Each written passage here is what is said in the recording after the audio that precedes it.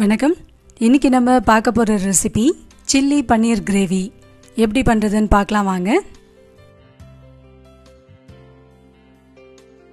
முதல்ல இதுக்கு தேவையான பன்னீரை நம்ம சின்ன சின்னதாக கட் பண்ணிவிட்டு இதை நம்ம மேரினேட் பண்ணி ஒரு 10-15 நிமிஷம் அது மாதிரி ஊற விட்டுடுவோம்.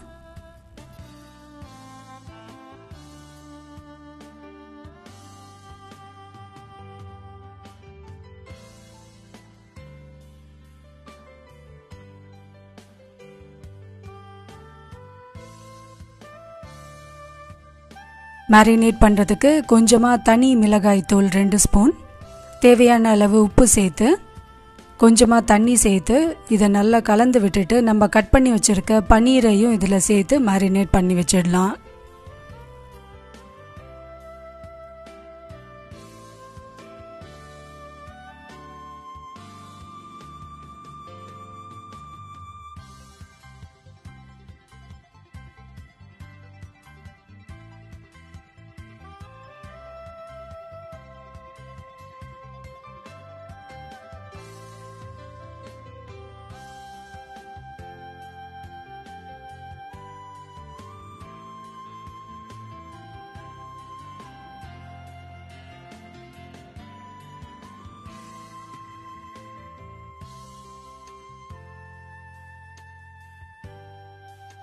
ஒரு பக்கம் ஊறட்டும். அதுக்குள்ளே நம்ம தக்காளியை வேக வச்சு எடுத்துக்கலாம். ஒரு 2 பெரிய பழுத்த தக்காளியை 1 கிளாஸ் தண்ணீர் சேர்த்து குக்கரில் ஒரு 3 விசில் விட்டு இதை நல்லா வேக வச்சு எடுத்துக்கலாம். அடுத்து நம்ம சீரகத்தூளை ஃப்ரெஷ்ஷாக அரைச்சி எடுத்துக்கலாம்.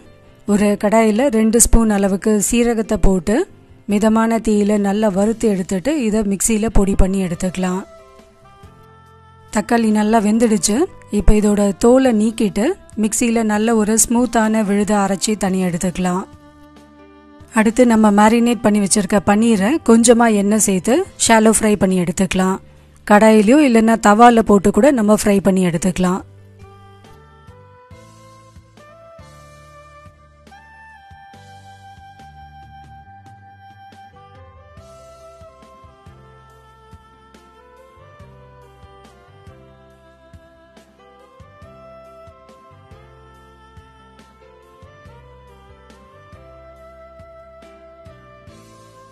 எல்லா பன்னீரையும் இது மாதிரி ஃப்ரை பண்ணியாச்சு. அடுத்து நம்ம கிரேவி தாளிக்க ஆரம்பிச்சிடலாம். கடாயில் 1 ஸ்பூன் அளவுக்கு வெண்ணெய் சேர்த்துட்டு, வெண்ணெய் உங்களுக்கு தாராளமாக வேணும்னா இன்னொரு ஸ்பூன் வெண்ணெய் கூட சேர்த்துக்கலாம். நான் இன்றைக்கி 1 ஸ்பூன் வெண்ணெய் 2 ஸ்பூன் எண்ணெய் சேர்த்துருக்கேன். இதை நல்லா சூடாகட்டும். சூடான பிறகு மசாலா பொருட்கள் பார்த்திங்கன்னா பட்டை, லவங்கம், 2 ஏலக்காய் இது போட்டு நல்லா பொரிய விட்டுடலாம்.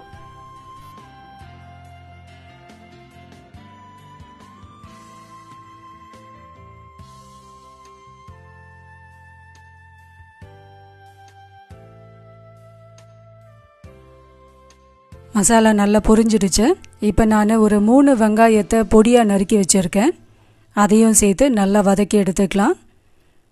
கொஞ்சமாக மஞ்சத்தூள், உப்பு சேர்த்து வதக்கினோன்னா சீக்கிரமாக வதங்கிடும். அதனால் இப்போவே நம்ம தேவையான அளவு உப்பையும் மஞ்சத்தூளையும் சேர்த்துடலாம்.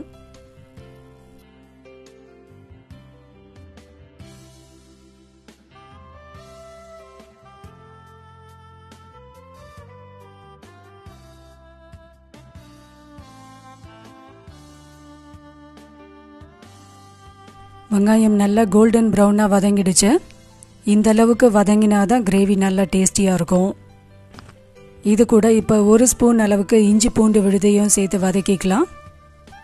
அடுத்து நம்ம அரைச்சி வச்சுருக்க தக்காளி விழுதையும் இது மாதிரி ஃபில்டர் பண்ணி ஊற்றினோன்னா நல்ல ஸ்மூத்தான கன்சிஸ்டன்சி கிடைக்கும்.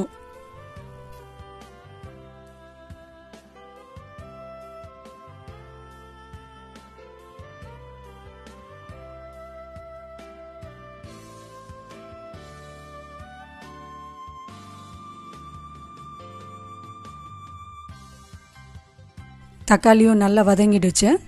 இது கூட இப்போ நம்ம 1 ஸ்பூன் அளவுக்கு மிளகாய் தூள், இதில் மிளகாய் தனியா 2மே சேர்த்து அரைச்ச பொடி, 1 ஸ்பூன் அளவுக்கு மிளகாய் தூள்,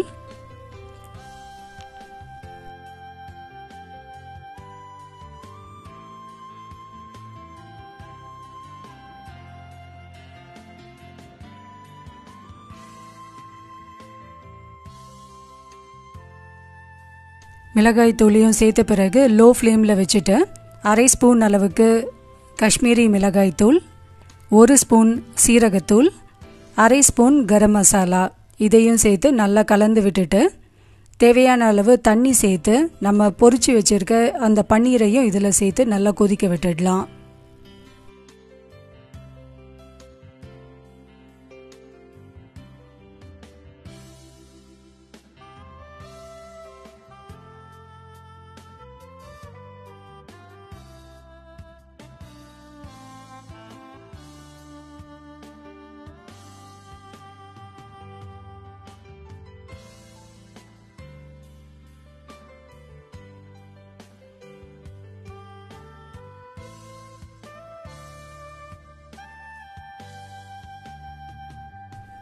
இது கூட கொஞ்சமாக கசூரி மேத்தியை இது மாதிரி கையால் நல்லா நசுக்கிட்டு இப்போ இதை தூவிட்டு கடைசியாக ஒரே ஒரு ஸ்பூன் சர்க்கரை சேர்த்து நல்லா திக்காகிற வரைக்கும் இதை கொதிக்க விட்டுட்டு இறக்கிட்டா நம்மளோட சில்லி பன்னீர் கிரேவி ரெடி ஆகிடும்.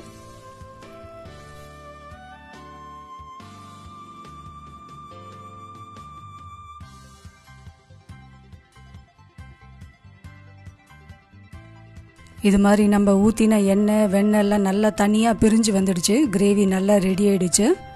இப்போ இதை நம்ம சப்பாத்தி, பரோட்டா, நான், ருமாலி ரோட்டி, தோசை இது கூட எல்லாம் கூட சர்வ் பண்ணலாம். ரொம்ப டேஸ்டியான கலர்ஃபுல்லான சில்லி பன்னீர் கிரேவி கண்டிப்பாக ட்ரை பண்ணி பாருங்கள். ட்ரை பண்ணி பார்த்துட்டு எப்படி இருந்ததுன்னு சொல்லிட்டு உங்களோட கமெண்ட்ஸை நம்ம கூட ஷேர் பண்ணுங்கள். நம்ம போடுற வீடியோஸ் உங்களுக்கு உடனுக்குடனே அப்டேட் கிடைக்க மறக்காமல் நம்ம சேனலை சப்ஸ்கிரைப் பண்ணிவிடுங்க. பக்கத்தில் இருக்க பெல் ஐக்கானில் ஆல் என்ற நோட்டிஃபிகேஷனையும் ப்ரெஸ் பண்ணிவிடுங்க. தேங்க்யூ.